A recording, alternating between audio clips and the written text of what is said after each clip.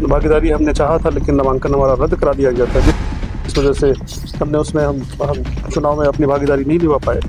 राजनीति में क्यों आए? जो अपोजिशन पार्टी था वो अधिकारी को अपने गिरफ्त में लेकर के और मेरे नॉमिनेशन को रिजेक्ट करा दिया है। 18 साल है जिसमें कि तो सर आपको यहाँ पे सबसे बड़ा समस्या या सबसे जटिल समस्या क्या लगता है? और जो जगह है अपना जो मिट्टी है, इसको राइस हॉल बोलते हैं, इसको धान का कटोरा बोलते हैं, क्योंकि हमारे पास में कोई उद्योग धंधे नहीं। इसीलिए हमने निर्दलीय लोकतंत्र में चुके ऐसी व्यवस्था है। कितने युवाओं को आप बांका में नौकरी दे चुके हैं? अपने प्रतिनिधि है, उन्होंने अपने ही क्षेत्र से बार बार जीतने के बाद और अपने क्षेत्र को इस तरीके से उपेक्षित कर दिया है कि आप रोजगार की तो बिल्कुल यहाँ पे संभावना नहीं है। क्योंकि गांव हम 2-2, 3-3 बार विजिट हम कर चुके हैं। वहाँ की हमने डायरी तैयार कर लिया कि क्या समस्या है हमारे जो लोग हैं। सर आपके निजी जीवन के बारे में लोगों को ये नहीं पता है कि आप क्या करते हैं। 6 साल बैंक में नौकरी की। मैंने सोचा कम से कम यहाँ पे पुल जो गिरता है नहीं बनता है, और जो पुराने पुल गिर रहे हैं कम से कम वो पुल तो बन जाएगा। सर इलेक्शन के लिए फंडिंग आपको कहाँ से मिलता है? आपका जो प्रतिनिधि है जो निकम्मा है, फ्री में वोट ले लेता है, लोगों को बरगला करके वोट ले लेता है और फिर अपना वो सो जाता है। प्रणाम बांका। प्रणाम बांका, इस टैगलाइन से आप लोग समझ ही गए होंगे कि आज के जो हमारे अतिथि हैं वो बांका विधानसभा और पूर्व में बांका लोकसभा चुनाव से संबंधित हैं। पिछले 2 वर्ष से ज़्यादा समय से लगातार ये बांका में अपनी उपस्थिति दर्ज कराए हुए हैं और गांव-गांव जाते हैं, लोगों से मिलते हैं और अपने विजन को बता रहे हैं। और बांका विधानसभा में इस बार ये निर्दलीय प्रत्याशी के तौर पे आए हुए हैं और लगातार लोगों से जनसंपर्क कर रहे हैं। स्वागत है सर आपका। धन्यवाद। अपना बांका के पॉडकास्ट पे। सर सबसे पहला क्वेश्चन कि आप राजनीति में क्यों आए? आपकी राजनीति में आने की पीछे का मतलब क्या कारण है? आपका क्या किसी से प्रेरणा मिला या फिर आप वास्तु स्थिति को देखते हुए राजनीति में आए? देखिए, राजनीति में आने का एक जो इच्छा हुई, हमारी जो सोच हुई, वो उसमें एक समाज जब पिछड़ा होता है तो उसमें एक निष्ठापूर्ण सेवा की जरूरत होती है, जिससे कि आपका जो समाज है, आपका जो क्षेत्र है जहाँ से आप बिलोंग करते हैं, उसको आप आगे बढ़ा पाए। तो मुझे बांका का जो बदहाली को जब मैंने देखा आते जाते, जब यहाँ से मैं बाहर शिफ्ट हो गया था, तो आते जाते जब हमने देखा तो बड़ा ही दुख हुआ और लगा कि इसमें कुछ अपना योगदान देना चाहिए। सर जैसे कि हम लोग जानते हैं कि इलेक्शन आते ही अलग अलग नेता अलग अलग पॉलिटिकल पार्टी से जुड़ने लगते हैं जिनको कि चुनाव लड़ना होता है। आपने निर्दलीय ही चुनाव लड़ने का रास्ता क्यों चुना? मैंने अपने जब उम्र को देखा कि मेरी उम्र कितनी है, मैं 44 साल का, अभी आज 44 साल का हूँ, मैं 42 साल से के उम्र से मैंने जब कैलकुलेशन किया तो उसमें हमारे पास में 18 साल है, जिसमें कि हमें पूरी ताकत के साथ हम काम कर सकते हैं अगर इस बीच में हम स्वस्थ रहते हैं, स्वच्छ रहते हैं। तो उसमें एक खास बात हमने क्या देखा कि जब हम किसी पार्टी के साथ में चलते हैं हम तो बहुत कितना समय लगेगा, उसका कोई भी निश्चित समय सीमा नहीं है और हमें सेवा करना है अपने मिट्टी के प्रति। हम बहुत ही संवेदनशील है कि हम अगर कम समय में कितना हम अपने मिट्टी को वापस कर सकते हैं। इसीलिए हमने निर्दलीय लोकतंत्र में चूंकि ऐसी व्यवस्था है कि आप निर्दलीय भी लड़ सकते हैं चुनाव और आप पार्टी से भी कर सकते हैं। पार्टी में समय ज़्यादा लग सकता था, पार्टी का जो आज के डेट में जो पार्टी की विचारधारा है उसमें और भी अधिक समय लगता है। इसलिए हमने निर्दलीय जो प्रयास अपना। हाँ सर, आप लगभग 2 साल से ऊपर हो गया, आप लगातार क्षेत्र का भ्रमण कर रहे हैं, बांका लोकसभा फिर अभी बांका विधानसभा। तो सर आपको यहाँ पे सबसे बड़ा समस्या या सबसे जटिल समस्या क्या लगता है? और एक चीज और सर कि ऐसा कौन सा समस्या लगता है जो कि जल्दी सुलझाया जा सकता है और ऐसा कौन सा समस्या लगता है जिसको कि थोड़ा वक्त लगेगा लेकिन सुधर सकता है? बांका क्षेत्र हम 23 जुलाई 2023 से आप मान के चलिए ऑफिशियली हम यहाँ पे क्षेत्र भ्रमण कर रहे हैं और लगातार कर रहे हैं। लोकसभा में हमने अपने भागीदारी हमने चाहा था, लेकिन नामांकन हमारा रद्द करा दिया गया था, जिस वजह से हमने उसमें हम चुनाव में अपनी भागीदारी नहीं निभा पाए। लेकिन हमने देखा क्या कि जो डेवलपमेंट जो कहते हैं ना, डेवलपमेंट यहाँ पे बांका इस तरह से इग्नोर्ड है। बांका को इस तरीके से लोगों ने यहाँ के जो जो स्थापित जो प्रतिनिधि है, उन्होंने अपने ही क्षेत्र से बार बार जीतने के बाद और अपने क्षेत्र को इस तरीके से उपेक्षित कर दिया है कि आप किसी भी समस्या को अगर लेकर के बात करते हैं, जैसे वो अमूमन जो होता है शिक्षा से संबंधित होता है, आपके स्वास्थ्य से रिलेटेड होता है, आपके पास में जो किसान, चूंकि ये जो जगह है अपना, जो ये मिट्टी है, इसको राइस बॉल बोलते हैं, इसको धान का कटोरा बोलते हैं, क्योंकि हमारे पास में कोई उद्योग धंधे नहीं है। तो वो भी आप अगर देखते हैं तो उसमें भी हम पीछे हैं। आप रोजगार की तो बिल्कुल यहाँ पे संभावना नहीं है। और एक बड़े एस्पेक्ट से अगर आप देखते हैं तो कोई भी ऐसे जो समाज को स्वावलंबी बना पाए, वो संभावना यहाँ पे किसी ने ना देखा, ना टटोला, ना उस पर कोई एक्शन हुआ। तो ये सारी समस्याएं हैं किसी भी क्षेत्र को लेकर के देखते हैं। और बड़ी परियोजनाएं अगल बगल के राज्य में जो नजदीकी जो सटे हुए हमारे बांका से, वहाँ पे अच्छे परियोजनाएं, अच्छे जैसे कि सर आ रहे हैं। जैसे आप झारखंड चले जाइए तो हम ट्रेन पकड़ने के लिए वहाँ जाते हैं। आज के डेट में हमें अगर प्लेन भी चाहिए होता है, एरोप्लेन भी पकड़ना है, तो वहीं पे हम जाते हैं। आज एम्स देख लीजिए, वहीं पे जाते हैं। तो बांका एकदम बिल्कुल ही उपेक्षित हो गया है। सर, अगर आप आते हैं, जैसे कि आप आने वाले समय में निर्दलीय प्रत्याशी के रूप में अपना नामांकन दाखिल करेंगे और 1 महीने से भी कम समय बचा हुआ है, तो इस 1 महीने में आप कैसे लोगों को अपने से जोड़ पाएंगे? नहीं, 1 महीने हमारे पास बचा हुआ है। ये तो हम तो पीछे 2.25 साल 2.5 साल से ये यहाँ पे कर रहे हैं। तो हमारे लिए तो हमने बहुत ऐसा एक गांव हम 2-2 3-3 बार विजिट हम कर चुके हैं। वहाँ की हमने डायरी तैयार कर लिया कि क्या समस्या है, हमारे जो लोग हैं, जनता जो है वो किस चीज़ के लिए जूझ रही है, क्या वहाँ पे आवश्यकता है, क्या हम काम करेंगे। हमारे लिए 1 महीना तो काफ़ी है, क्योंकि हम काम कर चुके हैं। 1 महीना उनके लिए कम होगा जो कि केवल टिकट लेकर के आएंगे और यहाँ पर अपनी प्रतिनिधि बनने का शौक रखेंगे, उनके लिए कम है बांका विधानसभा में। तो अब पहले वर्ष अब क्या काम करना चाहेंगे बांका में? जैसे कि हम लोग जानते हैं कि बिहार में सबसे पिछड़े जिले में बांका भी शुमार है, तो बांका में ऐसा क्या करना चाहेंगे पहले साल की? आपके पास ऐसा क्या विजन है कि बांका जो है तरक्की करे? देखिए, आपको जानकारी नहीं है, बिहार नहीं, भारत में ये नीचे से दूसरे स्थान पे है अपना बांका। और इसमें किसी भी क्षेत्र में आप देख लीजिए, उस क्षेत्र में सब अगर एक एक्यूमुलेटेड अगर उसका औसतन जो उसका कैलकुलेशन होता है, वो उसमें से ये नीचे से दूसरे स्थान पे है। फर्स्ट ईयर आपने कहा कि हमें मौका मिलेगा, बहुत बहुत धन्यवाद आपको। जब फर्स्ट ईयर हमें क्या काम करना है, देखिए हमारे पास में जो चीज़ अभी है, जो हमें मिला हुआ, जैसे अगर पहले शिक्षा की बात करते हैं, जो इसलिए मैं शिक्षा बार बार कहता हूँ, मेरा ओपनिंग लाइन है, इसलिए कि जब शिक्षा को अगर आप घर तक पहुंचा देंगे तो शायद उसकी जो दूसरी जो सेकंड जो नेसेसिटी है, वो शायद वो अपने बल पे भी वो उसको रिजॉल्व करने के लायक रहेंगे। तो शिक्षा के क्षेत्र में यहाँ पे एक कॉलेज है हमारे पास में। कॉलेज अगर देखते हैं तो कॉलेज के अंदर इलेक्शंस के काम हो रहे हैं, कॉलेज में सारे सरकारी वर्क हो रहा होता है। तो हम इसको सबसे पहले फ्री कराएंगे कॉलेज को, सो दैट उसमें पूरी पढ़ाई हो पाए। अब अस्पताल आपको नियमित रूप से हम ऑडिट करेंगे, जिससे कि अस्पताल में आपको कभी भी कोई ऐसी समस्या नहीं देखी जाएगी कि वहाँ पे गए डॉक्टर्स नहीं मिल रहा है, दवाई नहीं मिल रही है, दवाई है तो वहाँ पे एक्सरे नहीं हो रहा है।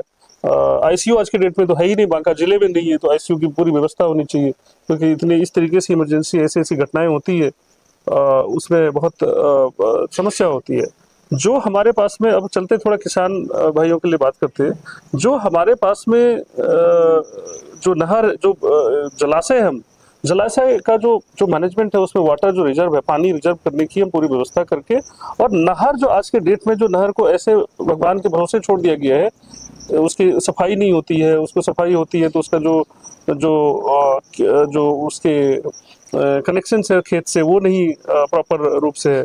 ये सारी छोटी छोटी चीज़ें जो कि आप कर सकते हैं, उसको हम करेंगे। और अपने पास में व्यवसाय के भी ऑप्शंस हम, जैसे बिजनेस सबमिट करके हम कुछ बिजनेसमैन को यहाँ पे इनवाइट करेंगे, आप यहाँ पे आए और रोजगार करें, और जिससे कि हमारा एम्प्लॉयमेंट भी यहाँ पे बढ़ेगा अपने युवाओं के लिए, जो बेरोजगारों के लिए, जो सबसे बड़ी समस्या है। यहाँ से पलायन बहुत जबरदस्त हो रहा है, तो इस पे हम काम हमारा रहेगा। और एक बार फिर वापस मैं शिक्षा पे बात करना चाहता हूँ। शिक्षा में हमारा ड्रॉप आउट रेशियो बहुत ज़्यादा है। हमारे जो स्कूल जो है, स्कूल में जो गुणवत्तापूर्ण शिक्षा एक तो नहीं है, और जो है उसमें से भी जो आपके जनसंख्या, जो हमारे स्टूडेंट्स की जो संख्या होती है उसके बेसिस पे हमारे स्कूल की दूरी अगर देखें तो ज़्यादा है, तो जिससे कि बच्चे छोड़ देते हैं पढ़ाई। कुछ 5वीं 6वीं किए अपने अपने स्कूल में किए, थोड़ा सा दूर 5-6 किलोमीटर दूर होता है, तो खास करके बच्चियां वहाँ पे नहीं जा पाती है। तो उस पे हम स्मार्ट क्लासेस को एक्टिवेट करके हम चाहेंगे कि उसको बच्चियां सबको शिक्षा मिले, रियल टाइम शिक्षा मिले, उसको दिक्कत ना हो। जी सर। सर आप आपने अपना विचार शिक्षा पे रखा, आपने अपना विचार स्वास्थ्य पे रखा। एक चीज़ की तरफ आपका ध्यान ले जाना चाहेंगे। यहाँ बांका में समुखिया बोर्ड में आपको पता होगा सिरामिक फैक्ट्री है जो कई सालों से बंद पड़ी हुई है। तो क्या उसको, अगर आप बांका के जनप्रतिनिधि विधायक के तौर पे आप आते हैं बांका में, तो उसके लिए आप क्या करेंगे सिरामिक फैक्ट्री को ध्यान में रखते हुए, और भी उसमें कुछ नया और जोड़ना चाहे तो? देखिए, आपके पास, आप अभी सिरामिक फैक्ट्री की बात कर रहे हैं, हम आपको काउंट कराते हैं। सिरामिक फैक्ट्री एक हो गया आपका, यहाँ पे समुखिया की तरफ चलते हैं तो अबरख वहाँ पे है, उसके वहाँ पे चलते हैं तो आपको आयरन वहाँ पे आपको मिलेगा, खनिज जितने हैं उस पे बात करने की ज़रूरत है। हमारे गन्ना, जो बांका का जो गन्ना की खेती है वो ख़त्म हो रहा है, जिसमें बहुत स्कोप है, उसकी बात हम भी करेंगे। वो भी, उसमें भी उद्योग धंधे उसके जैसे शुगर मिल, ये सब यहाँ पे आ सकता है। और यहाँ का प्रोप्राइटरी एक जो जो राइस होता है जिसको कतरनी जो बोलते हैं, जी सर। वो यहाँ के मिट्टी जीआई से, टैग मिला हुआ है कतरनी को। लेकिन आपने इसमें कोई भी कुछ भी आपने नहीं देखा होगा, इसमें कोई प्रोत्साहन हमारे किसान भाइयों को मिलता है। वो आपको, उस पर हम काम करेंगे। सो ये सब सारी चीज़ें, 4-5 चीज़ें हैं जो इस पे किया जाएगा। फिर सबसे बड़ी जो जो मुद्दा है वो बेरोजगारी पलायन का कैसे वो होगा। तो आपके पास में बहुत सारे डेडलैंड है जहाँ पे कारखाने चिन्हित करके कुछ आपका औद्योगिक जो इंडस्ट्रियल कॉरिडोर टाइप बना करके, और उसमें उद्योग उसको आप धंधे को विकसित इनवाइट करेंगे। तो सेरामिक तो एक फैक्ट्री है, वो बंद हो चुका है, वो तो बहुत बहुत छोटी सी चीज़ है, उसको कई तरीके से चेंज किया जा सकता है।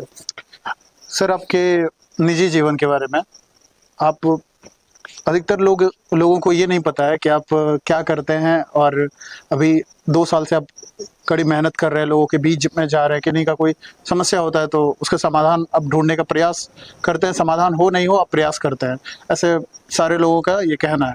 लेकिन हाँ सर, आप जैसे यहाँ पे चुनाव लड़ने आए हैं और 2 साल से लोग आपको जान रहे हैं, क्योंकि आप गली मोहल्ले हर जगह अभी बच्चा बच्चा परिचित है प्रणाम बांका, जो आपका टैगलाइन है, और साथ ही साथ आपके नाम से।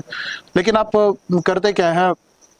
आप बिजनेस करते हैं, आप नौकरी करते हैं, लोग आपके बारे में ये भी जानना चाहते हैं। बात बताता हूँ, मैं एक साधारण घर का लड़का रहा हुआ हूँ, और पढ़ाई मैंने यहीं पे अपने गांव से किया। उसके सर आपका गांव कौन सा है? मेरा गांव है फुल्लीडुबर प्रखंड में, बांका जिले के पंचायत में डिमई एक गांव है, छोटा सा गांव है, वहीं का मैं वही मेरा जन्म स्थान है। और वहीं से मैंने पढ़ाई की, 6वीं तक पढ़ाई की। फिर डोमो कुमारपुर हाई स्कूल है, वहाँ से पढ़ाई की। फिर मरवाड़ी कॉलेज में, तिलका मांझी यूनिवर्सिटी के मरवाड़ी कॉलेज से मैं 2002 का सेकंड टॉपर रहा हुआ हूँ। और उसके बाद मैंने कुछ आपके दिल्ली से कुछ हमने सीए की पढ़ाई करने का कोशिश किया था, लेकिन हमारा फाइनल वो रिजल्ट नहीं आया।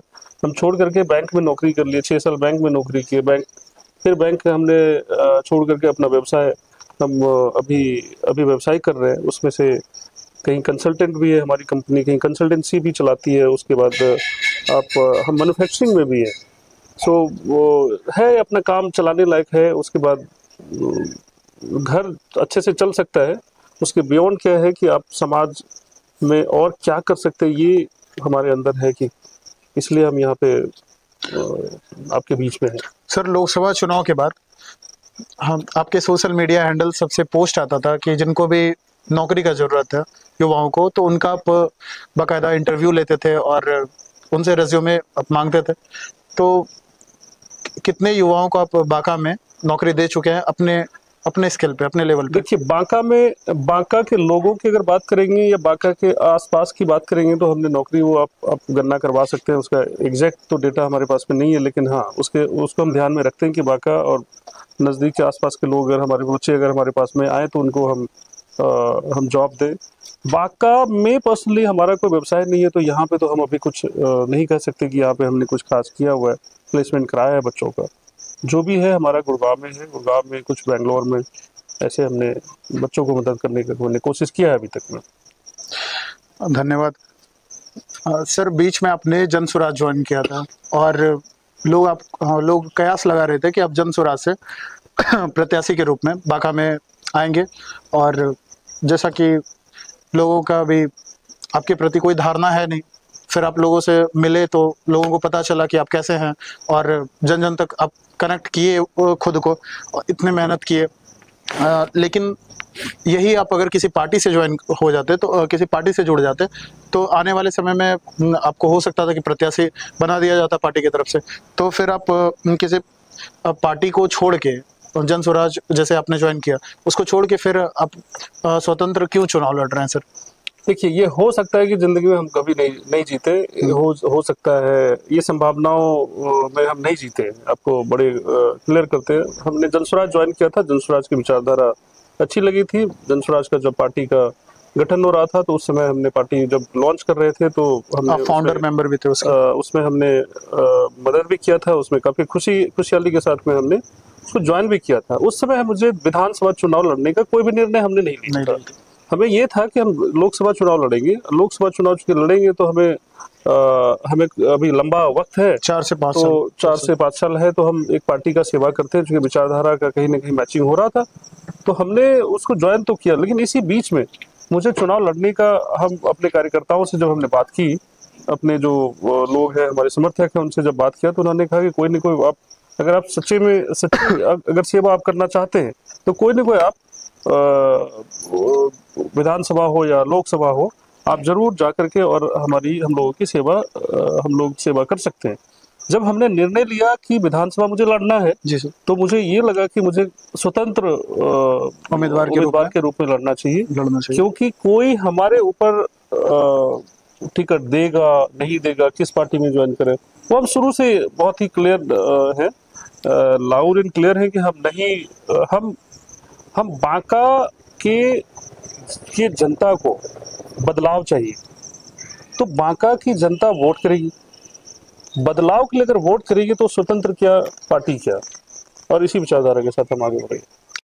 तो सर, मेरा अगला प्रश्न ये है कि जैसे बांका विधानसभा इलेक्शन में बहुत सारे निर्दलीय प्रत्याशी रहेंगे, तो आपको लोग जस्ट अनदर कैंडिडेट की तरह क्यों नहीं ट्रीट करें, और आप ऐसा क्या विजन लेके आए हुए हैं, या ऐसा आप क्या किए हैं अब तक कि लोग आपको चुने? देखिए, बहुत सारे निर्दलीय प्रत्याशी नहीं होते, वो डमी प्रत्याशी होते हैं। लड़ने वाले प्रत्याशी जवाहर झाई है, जो क्षेत्र में मुद्दे के ऊपर बात कर रहा है, अगर कहीं भी कोई समस्या होती है तो उस पर बात कर रहा है। ऐसे नामांकन केवल भर देने से नहीं उसको प्रत्याशी नहीं बोलते, वो डमी प्रत्याशी होते हैं, उसके गाड़ियाँ यूज करते हैं, उनके संसाधन यूज करते हैं। कोई निर्दलीय प्रत्याशी नहीं, निर्दलीय प्रत्याशी अगर है मैदान में तो एक ही है, जवाहर झा। आपका लोकसभा चुनाव 2024 में जो लोकसभा चुनाव हुआ था, उसमें आप नॉमिनेशन फिल किए थे बांका लोकसभा से, फिर आपका नॉमिनेशन रद्द कर दिया गया, तो उस पे सर थोड़ा विस्तार से आप बता सकते हैं कि कैसे क्या हुआ, और उसके लिए आप किसे दोषी मानते हैं, खुद को कि आप फॉर्म फिल करने पे गलती किए, या फिर सिस्टम को? देखिए, ये जो मेरा नॉमिनेशन रिजेक्ट किया था, इसको लेकर के हम सर्वोच्च न्यायालय को भी, माननीय सर्वोच्च न्यायालय को भी हमने इसके लिए अप्रोच किया था, और आपको पता होना चाहिए कि उन्होंने उस वक्त में हमें जो डायरेक्शन दिया कि आप अभी ये राइट टाइम नहीं है, राइट टाइम आपके इलेक्शन के बाद होगा, और इलेक्शन पिटीशन के माध्यम से आप हाई कोर्ट के थ्रू आप इसको रूट करिए। अगर हमारी गलती होती तो हम हाथ जोड़ करके यहाँ से निकल जाते, फिर हम क्यों इतने ये तामझाम करते, इलेक्शन पिटीशन आप फाइल करते, और किसी को दोषी ठहराते, किसी को हम अपने आप को सही ठहराते। देखिए, मेरे साथ में बांका लोकसभा में, चूंकि हमारे साथ में बांका की जो जनता है वो हमारे साथ में थी, हम चुनाव जीत रहे थे, और मेरे चुनाव में एकदम से आकर के और चुनाव को जीत जाना, ये किसी को पचा नहीं। अधिकारी को, हमारे जो पार्टी है, जो अपोजिशन पार्टी था, वो अधिकारी को अपने गिरफ्त में लेकर के और मेरे नॉमिनेशन को रिजेक्ट करा दिया है। जिसके और बाद आप इसकी धरना एक पे भी बैठे। एक एक एक जो जो इसकी डिटेल हमने हाई कोर्ट में इलेक्शन पिटीशन के माध्यम से हमने वहाँ पे आग्रह के रूप में दिया है कि उसका हमें इसका स्टेटस क्या है सर जजमेंट। अभी? उसका स्टेटस है अभी किसी भी दिन आपको रिजल्ट आ सकता है। आप किनको किनको उसमें पार्टी बनाए हुए हैं? देखिए उसका सेट प्रोसीजर है, उसमें जो जीते हुए कैंडिडेट होते हैं वो होते हैं, और जितने लड़ने वाले जितने प्रत्याशी होते हैं वो होते हैं, और इसमें आरओ साहब जो हमारे हैं उनके ऊपर है जिन्होंने ये सब अंजाम इसको दिया है। चलिए, फिर आपका नॉमिनेशन जब लोकसभा चुनाव में रद्द कर दिया गया था, उसके बाद आपने राजद को समर्थन दे दिया अपना, तो उसके पीछे का कोई विशेष कारण सर कि आपने उसके राजद पीछे ही चुना? हाँ, उसके पीछे विशेष कारण था कि एक हम दोनों कैंडिडेट में से एक कैंडिडेट को हम दे नहीं सकते थे अपना समर्थन, जी। और हमारे साथ में वोटर्स की संख्या अच्छी Intact खासी हो गया थी। था। और जब हमने एनालाइज किया कि राजद की जो कैंडिडेट है वो कैसे है, तो मुझे ठीक लगे उस समय में, तो मैंने बांका को फिर से बचाना चाहा, क्योंकि उनका एक टैगलाइन में सुनता था कि हम पुलमैन हैं, तो मैंने सोचा कम से कम यहाँ पे पुल जो गिरता है नहीं बनता है, और जो पुराने पुल गिर रहे हैं कम से कम वो पुल तो बन जाएगा। सर अभी आपने बताया कि आपको कैंडिडेट अच्छा लगा लोकसभा में जो राजद के थे, और जयप्रकाश यादव जी। अगर विधानसभा चुनाव में आपके सामने वो एज ए ओपोनेंट आते हैं राजद से, तो फिर क्या आप चुनाव लड़ेंगे, नहीं लड़ेंगे, या अपना समर्थन उनको देंगे? देखिए ये हमारा कोई रिश्ता नहीं है, हमने कोई पार्टी ज्वाइन नहीं किया, और वो हमारे को उनका कृपा किसी का कृपा मेरे ऊपर नहीं है, तो चुनाव तो हम लड़ेंगे, कोई भी आ जाए हम लड़ेंगे चुनाव। चलिए सर। चुनाव लड़ना है क्योंकि हमें बांका के जनता के लिए लड़ना है, हमें किसी के लिए लड़ना और बैठना नहीं है। हम कहीं से किसी ने हमें बोला नहीं है लड़ने के लिए, हम खुद अपने स्वतंत्र दिमाग के हैं, स्वतंत्रता के साथ में हमने स्वतंत्र कैंडिडेट एज ए स्वतंत्र कैंडिडेट हम क्षेत्र में हैं, और जनता के से आग्रह कर रहे हैं कि हमें आप मौका दीजिए, जिससे कि हम अपने मिट्टी को कुछ हम अपने विजन के माध्यम से पहचान दे पाए, दिलवा पाए। सर इंडिपेंडेंट कैंडिडेट के तौर पे आप बांका विधानसभा से आए हुए हैं। इंडिपेंडेंट कैंडिडेट के लिए क्या क्या ड्रॉबैक होता है सर? वो कोई ड्रॉबैक नहीं होता है, इंडिपेंडेंट कैंडिडेट बहुत अच्छा होता है। इंडिपेंडेंट कैंडिडेट के साथ में जनता जो है चलना पसंद करती है, जो हमारे साथ में आप देखते होंगे हमारे साथ में चलते हैं लोग। और मैं एक मैसेज मैं पास करूंगा कि आप अगर सच्चे समाज सेवी बनना चाहते हैं, समाज सेवक बनना चाहते हैं, तो आप और इंटरेस्ट आपका है तो आप स्वतंत्र कैंडिडेट बन के लड़िए। कम समय में आप कुछ समाज को दे पाएंगे, और नहीं कि आपको वेट करते रहिए कि पार्टी आपके ऊपर कृपा करेगी और तब आप लड़ेंगे। सर इलेक्शन के लिए फंडिंग आपको कहाँ से मिलता है? इलेक्शन के लिए फंडिंग कहीं से नहीं मिलता, मेरे निजी फंडिंग। जैसे कि आप अभी चुनाव में आए हुए हैं, तो काफ़ी पैसे खर्च होते हैं इलेक्शन लड़ने के लिए, और इंडिपेंडेंटली तो और ज़्यादा, जैसा कि मतलब फैक्चुअल डेटा यही है। तो आपके पीछे क्या मतलब आप निजी पैसा इन्वेस्ट कर रहे हैं? सब कुछ कोई नहीं कर सकता है, हमने 1 रुपये हेल्प किया है। और देखिए बहुत ये ना एक वहम है, बहुत पैसे खर्च होता है। 3-4 गाड़ियां तो हम अमूमन सामने वाले घर के पास में 3-4 गाड़ियां लेकर के वो घूमते रहते हैं, उनके परिवार में फैमिली में घूमते रहते हैं। ये कौन सी बहुत बड़ी बात है जो बहुत पैसे खर्च होते हैं? आप ये देखिए जज्बा आपके अंदर होनी चाहिए। लोगों के सुने सुनाए बातों में अगर जाएंगे तो आप आपका जो रास्ता है, आपका जो विचार है, उससे आप डिविएट हो जाते हैं। हम लोग थोड़े से अपने चूंकि इतने सारी चीजें देखा, तो ये लगता है कि ये बेकार की बातों में नहीं जा करके हम अपने देखिए आप मेहनत हम करते हैं, हम सुबह से शाम तक 7 से 8 गाँव 10 गाँव जाते हैं, उसमें क्या खर्चा होता है? हम किसी को पैसे देते नहीं है, और हम आराम से घर से खा के निकलते हैं, अपनी गाड़ी से निकलते हैं, और फिर प्रचार करके अपना परिचय दे करके वापस आ जाते हैं। मुद्दा जो हमें मिलता है देखने को, उस मुद्दे के ऊपर हम अधिकारियों से बात करते हैं कि आप इसको रिजॉल्व करें, क्योंकि ये हमारे क्षेत्र का मुद्दा है, और आप इनको उपेक्षित नहीं रह सकते हैं। यही तो, इसमें क्या खर्च होगा? एक और क्वेश्चन है आपसे। आप चुनाव जीत जाते हैं बांका विधानसभा से, शुभकामनाएं आपको, आप चुनाव जीत जाइए।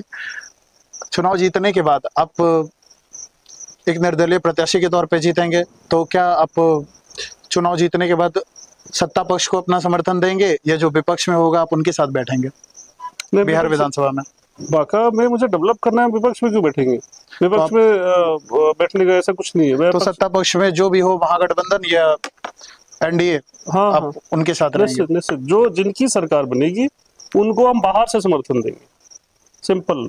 जी सर, कुल मिला के बात यही है कि बांका में यातायात का उतना सुगम है नहीं जितना होना चाहिए। दूसरे जिले के मुकाबले या दूसरे आप लोकसभा के मुकाबले बांका में यातायात का उतना साधन है नहीं, और ये हमको सत्ता पक्ष वालों से पूछना चाहिए था। लेकिन इसको आप सुधार करने के लिए इसमें क्या कर सकते हैं, हम आपसे ये जानना चाहेंगे। सुधार करने के लिए हम एक्शन, इसका प्लान हमारे पास में है कि देखिए, आपका रेल से संबंधित थोड़ी बात कर लेते हैं। यहाँ पे हमारे यहाँ पे एक इंसान दिग्विजय हुआ करते थे, नेता दिग्विजय हुआ करते थे, जो केवल वही हुआ करते थे नेता आज तक बांका के हिस्ट्री में अगर देखा जाए, वो चंद्रशेखर बाबू। इन्होंने रेल को यहाँ पे लाया है, लेकिन उसके बाद में रेल से संबंधित कुछ भी कभी कोई बात नहीं हुई। एक ट्रेन चली, एक ट्रेन पटना तक जाती है। आज के डेट में 7 दिन में से 1 दिन यहाँ से भी वो भी गायब हो गया, 6 दिन पे आ गया। आपके बगल के राज्य में, बगल के आप लोकसभा क्षेत्र में आप देखेंगे कई ट्रेन वहां से महानगर, नगर, इधर भारत के कोने कोने में जा रहा है और अच्छा लगता है।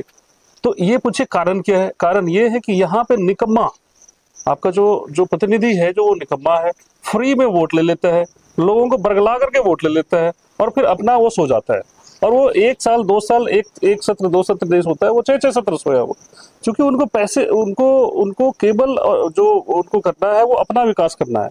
उनका आप देखेंगे तो निजी विकास बहुत बढ़ रहा है, उनको बांका को लेकर के चिंता नहीं। वो सीधे बात करते हैं, जैसे मैं ग्राउंड पे जाता हूँ तो सुनता हूँ, वो कहते हैं तुम मजबूरी में वोट देते हो, जिस दिन तुम्हारी मजबूरी खत्म हो जाएगी, जैसे कि मैं इस बार चल रहा हूँ, तो बहुत ही डरे से हमेशा चलते रहते हैं कि इस बार तो ऑप्शन है, जनता निर्णय ले लेगी।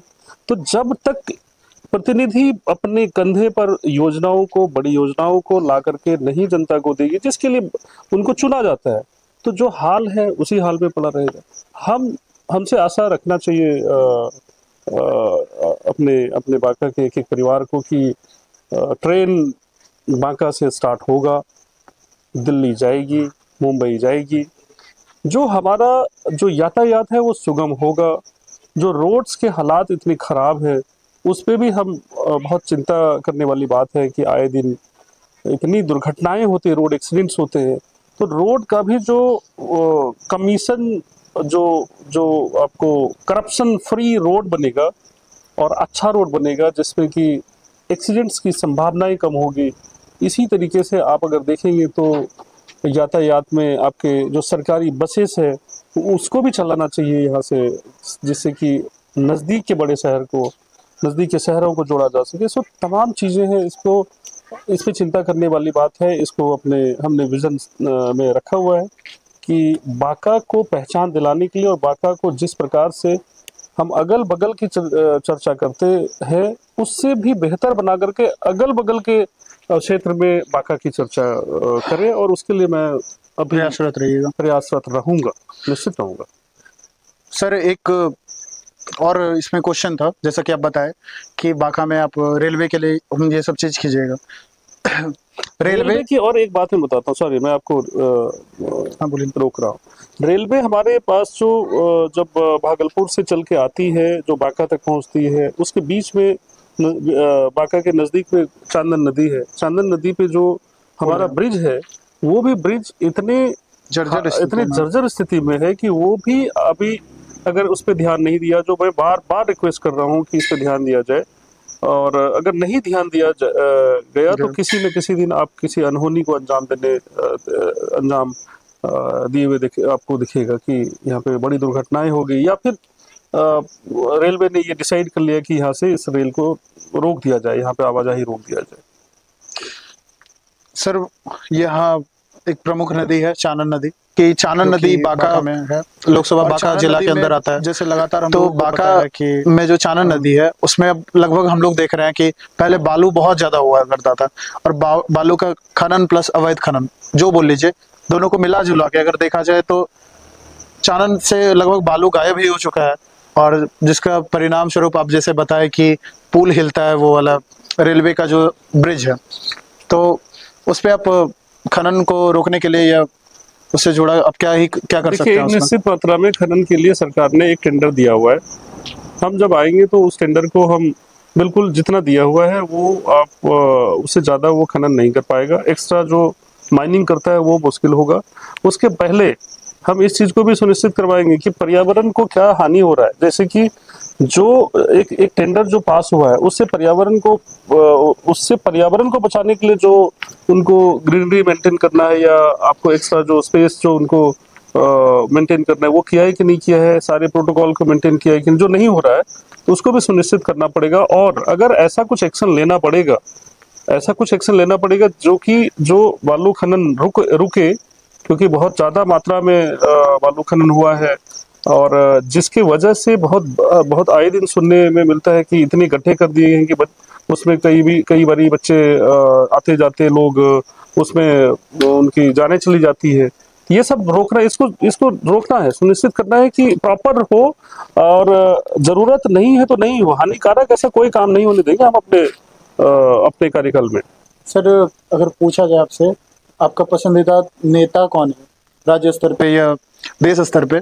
आप किनको आइडलाइज करते हैं या मतलब किनको देखना पसंद करते हैं, सुनना पसंद करते हैं किसी भी पार्टी से?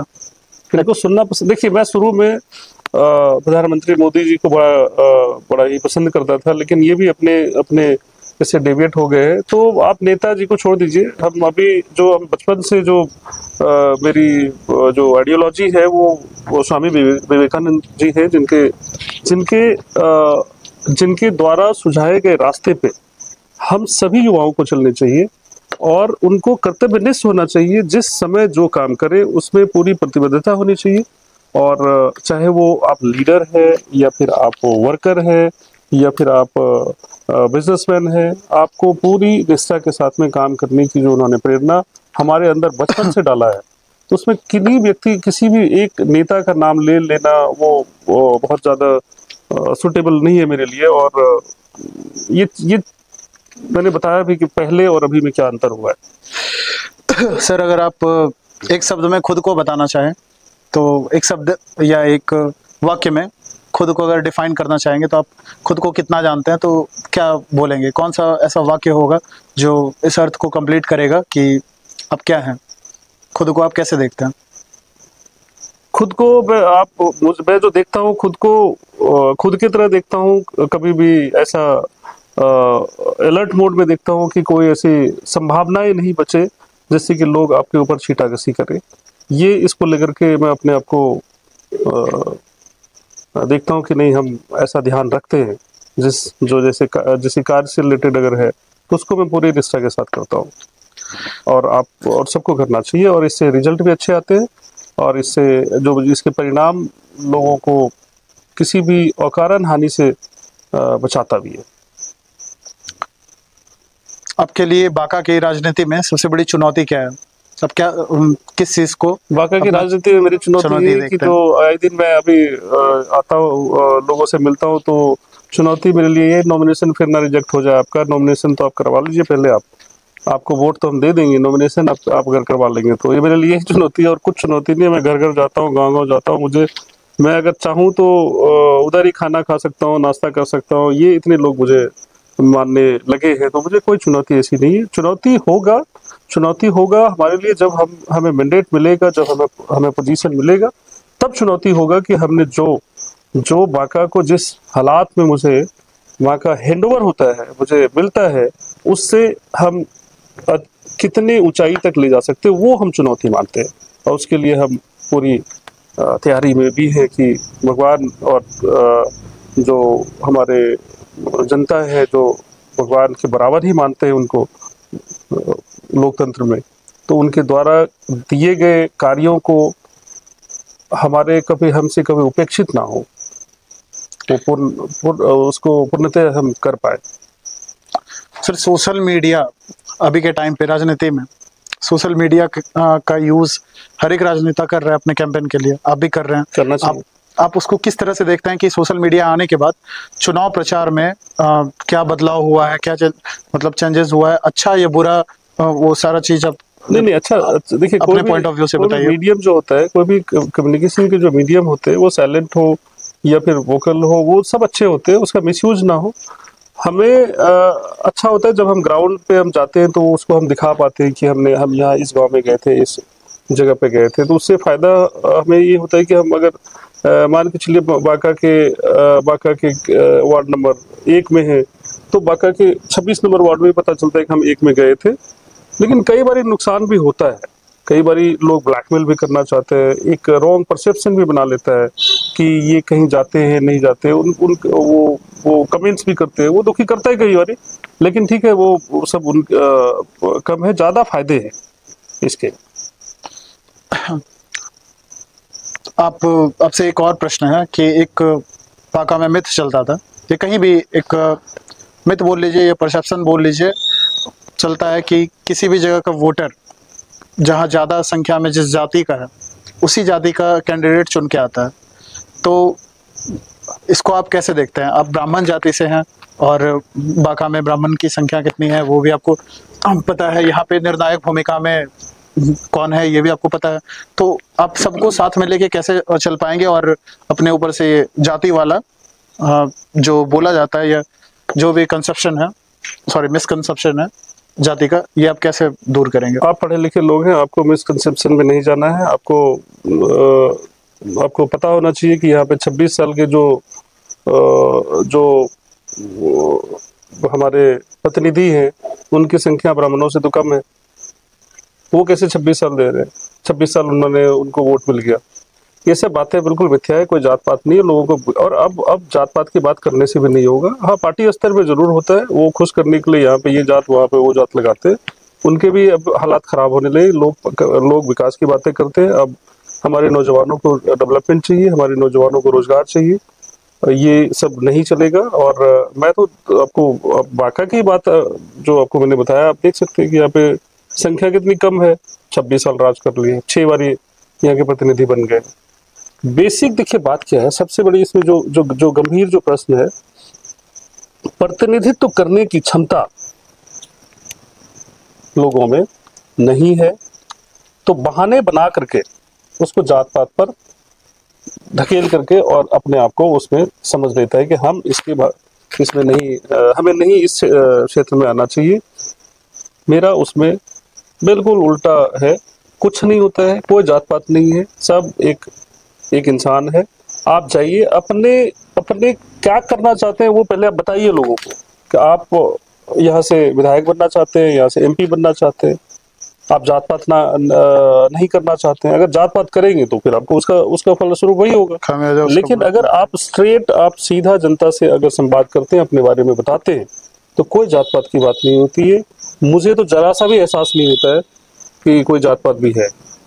तो हमारे साथ ये थे जवाहर कुमार झा, और सबसे पहले आप इनको अपना बांका चैनल पे ही देख रहे हैं पॉडकास्ट में, और इनसे बात करके काफ़ी खुशी हुआ। लोग इनको देखते हैं, इनको जानते हैं, लेकिन एक बार बात करके इनका विचार जो है वो पता चल। प्रणाम बांका। मेरे साथ में प्रणाम बांका तो एक जन को कहना चाहता हूँ, ये हमारा संबोधन होता है पहला। और युवाओं को मैं कहना चाहता हूँ कि आप आगे आए, 1 महीना का वक्त बचा हुआ है। ये 1 महीना अगर हमारे साथ आते हैं तो आपका बांका, हमारा बांका, इसका अपना बांका जो है वो जिस स्थिति में है उससे बेहतर स्थिति में, चाहे वो शिक्षा से संबंधित हो, चाहे स्वास्थ्य से संबंधित हो, चाहे वो रोजगार से संबंधित हो, चाहे वो सिंचाई से संबंधित हो, चाहे वो स्वावलंबन से संबंधित हो, हम लोग मिलजुल करके बांका को अपना पहचान देंगे और आप इसमें गौरवान्वित महसूस करेंगे। बहुत बहुत धन्यवाद।